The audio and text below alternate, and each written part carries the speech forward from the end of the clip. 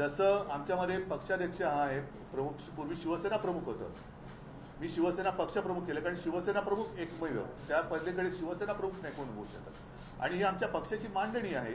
आम्ही जर का ती घटना मान्य हे कोण ठरवणार आहे, कारण निवडणूक आयोगाने त्या काळातले आत्ताच्या नाहीये आम्हाला मान्यता दिलेली आहे.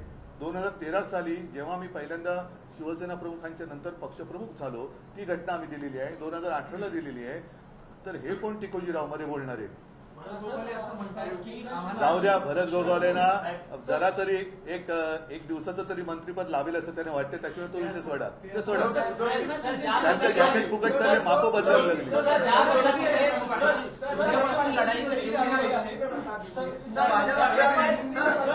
एक थांबणार आता हिंदीमध्ये. हा बोली. ते नाही मुख्यमंत्री हे काय म्हणायचं त्याला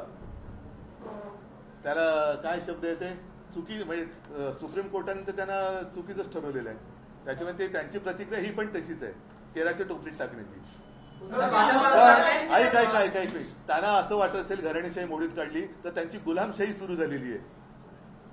हे गुलाम आहेत, गुलाम. डिस्क्वालिफिकेशन का वर्डिक्ट आ चुका है, स्पीकर नार्वेकर जी ने किसी को भी डिस्क्वालिफाई नहीं किया है, क्या कहना चाहते हैं? मतलब उनको, मुझे ऐसे लगता है कि जो जिम्मेदारी दी गई थी वो उनके समझ में नहीं आई. मामला सीधा था, डिस्क्वालिफिकेशन का था.